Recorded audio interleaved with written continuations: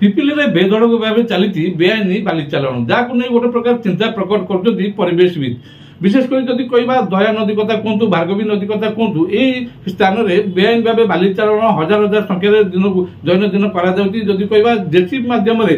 दिन राति खोल जाऊँगी प्रशासन एप्रति कौन प्रकार निघा नथा गोटे प्रकार अभियोग आसूँ आप देखिए पिपिली जो दया और भार्गवी नदी अनेक समय जो बन्या आसी था बन्या समय लोक मैंने नाई नथिबा असुविधार सम्मुखीन होती हजार हजार जो चाष जमी जलमग्न होता है यार मुख्य कारण पालित ये जो बेआईन बाली चालाण कर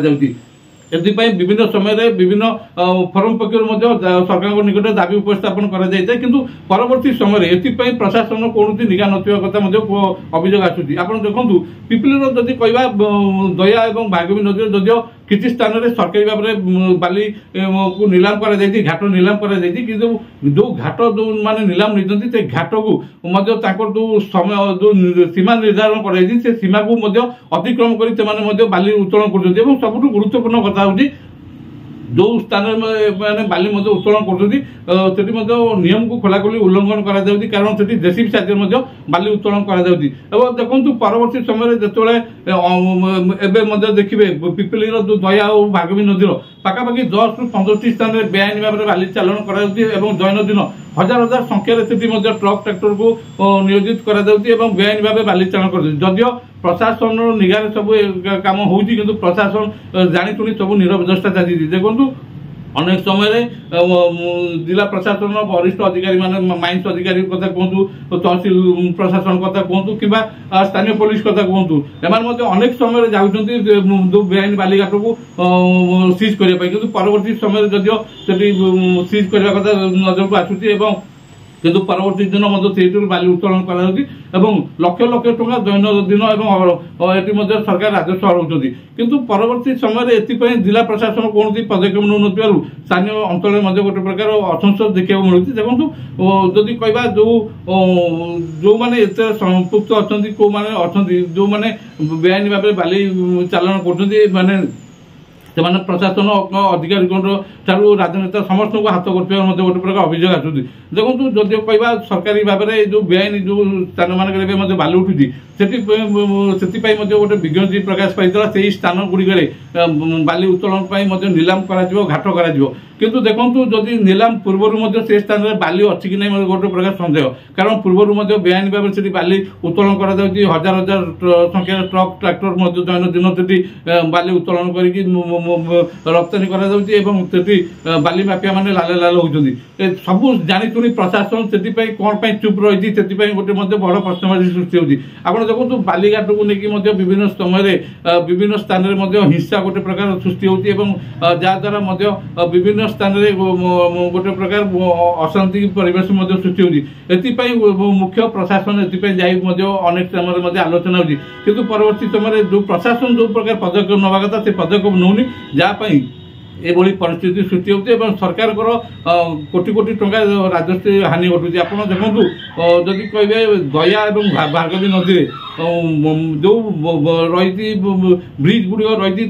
कि दूर में बाली उत्तोलन कर नियम रही किंतु आप देखो ब्रिज निकट बाली उत्तोलन कथा नजर को आसूँ किंतु एपाई प्रशासन जो भाव में पदक्षेप नवा कथा से भाव में पदक्षेप नौनी देखो जो सरकारी भाव में जो नियम रही जो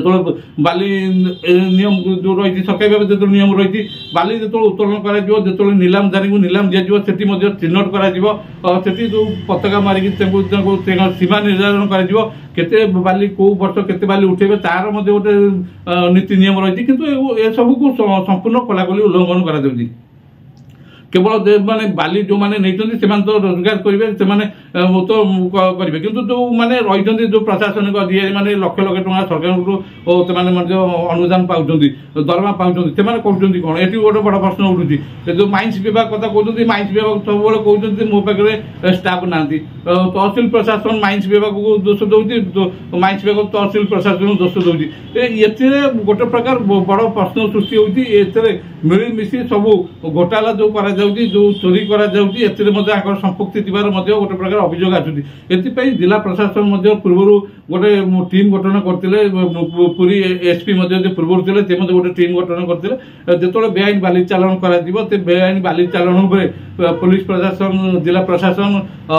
ଗୋଟେ ମିଳିତ ଭାବେ ଚଢ଼ଉ କରିବେ ଏବଂ ବିଭିନ୍ନ ସ୍ଥାନରେ ଯେଉଁ ବେଆଇନ ବାଲିଘାଟ ଚାଲୁଛି ତାପରେ ଗୋଟେ ପ୍ରକାର କଠୋର କାର୍ଯ୍ୟାନୁଷ୍ଠାନ ନେବେ। କିନ୍ତୁ ଦେଖନ୍ତୁ ବର୍ତ୍ତମାନ ହଜାର ହଜାର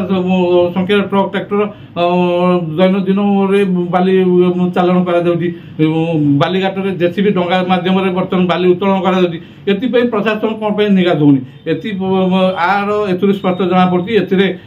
ସମସ୍ତଙ୍କର ସହଭାଗିତା ରହିଛି, ଯାହାଦ୍ୱାରା ଗୋଟେ ସରକାରଙ୍କର ଦୈନନ୍ଦିନ ଯେଉଁ ଲକ୍ଷ ଲକ୍ଷ ଟଙ୍କା ଯେଉଁ ରାଜସ୍ୱ ଏଠି ଗୋଟେ ହାନି ଘଟୁଛି, ଯାହାଦ୍ୱାରା ଯେଉଁ ସରକାରଙ୍କର ଯେଉଁ କାମରେ ଲାଗିପାରିଥାନ୍ତା ଯେଉଁ ରାଜସ୍ୱ ଟଙ୍କା ସେ ମଧ୍ୟ ଗୋଟେ ପ୍ରକାର ଏଠି ଲୁଟ୍ କରାଯାଉଛି।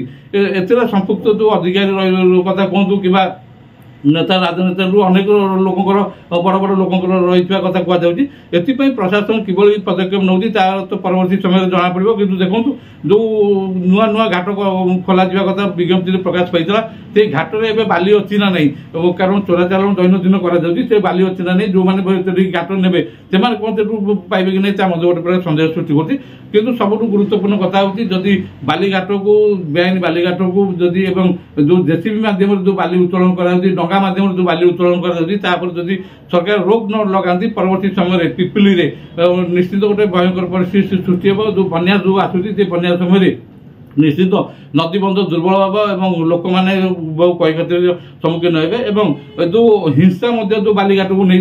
ବିଭିନ୍ନ ସମୟରେ ନଜରକୁ ଆସୁଛି, ଯଦି ଏଥିପ୍ରତି ପ୍ରଶାସନ, ଜିଲ୍ଲା ପ୍ରଶାସନ ଦୃଷ୍ଟି ନ ଦିଏ ନିଶ୍ଚିତ ରୂପେ ପରବର୍ତ୍ତୀ ସମୟରେ ବଡ଼ ସମସ୍ୟା ସୃଷ୍ଟି କରିବ। ସେଠି ଆଇନ ଶୃଙ୍ଖଳା ପରିସ୍ଥିତି ସୃଷ୍ଟି କରିବ। ସେଥିପାଇଁ ଜିଲ୍ଲା ପ୍ରଶାସନ, ପୋଲିସ ପ୍ରଶାସନକୁ ଆମେ ଅନୁରୋଧ କରିବା ଯେଉଁ ବେଆଇନ ବାଲିଘାଟ ଉପରେ ରହିଛି ସେ ବେଆଇନ ବାଲିଘାଟ ଉପରେ ପଦକ୍ଷେପ ନିଅନ୍ତୁ ଏବଂ ଯେଉଁ ଘାଟଗୁଡ଼ିକୁ ନିଲାମ ଦିଆଯାଇଛି ତାକୁ ସେଠି ମଧ୍ୟ ଚିହ୍ନଟ କରି କେଉଁ ଅଞ୍ଚଳରୁ ସେମାନେ ବାଲି ଉଠାଇବାର